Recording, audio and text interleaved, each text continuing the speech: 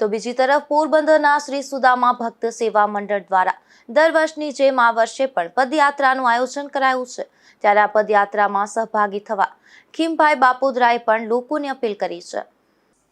આ છઠ્ઠી પદયાત્રા સુદામદેવ ભગવાનની સુદામાથી દ્વારકા સુધીની આપણે કરી રહ્યા છીએ અને સમગ્ર સૌરાષ્ટ્ર સુદામા ભક્ત મંડળ તરફથી આનું આયોજન છે અને તારીખ 19/4/2024 અખાત્રીજના દિવસે સુદામદેવ ભગવાનને ધજા ભવ્ય ને દિવ્ય ધજારોપણ કર્યા બાદ સાધુ સંતોના સાનિધ્યમાં અને સાધુ સંતો આપણી વચ્ચે ઉપસ્થિત રહેશે અને આગેવાનો રહેશે પ્રતિષ્ઠિત અને તમામ ભક્તજનો સાથે આ પ્રસ્થાન થશે। અને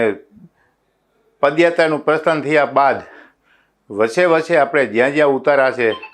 ત્યાં વચ્ચે વચ્ચે આપણે ભજન કીર્તન ધૂન રાસ મંડળીઓ તેમજ નામાંકિત કલાકારો પણ આવશે અને વચ્ચે વચ્ચે ભુવાતાનું એક માર્ગદર્શન અમને મળ્યું છે કે જ્યાં પણ આપણા ઉતારા હશે ત્યાં જેમાં ચારે વેદો સમાયેલા છે એવા સરજુ પણ કરવામાં આવશે, ભજન સરજુ કરવામાં આવશે અને ત્યાં આજુબાજુના જ્યાં પણ સરજુનો કાર્યક્રમ ન કહે પણ જ્યાં સરજુનું ભજન થશે ત્યાં આજુબાજુના સરજુ કરતા ભજન કરતા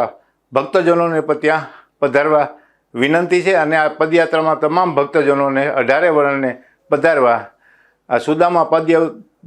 સુદામદેવ પદયાત્રા ભક્ત મંડળના એક સભ્ય તરીકે હું તમામને વિનંતી કરું છું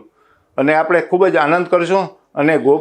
ગોમતી નદીમાં સ્નાન કરી દ્વારકાધીશના દર્શન કરી અને આ પદયાત્રાને પૂર્ણ કરશું।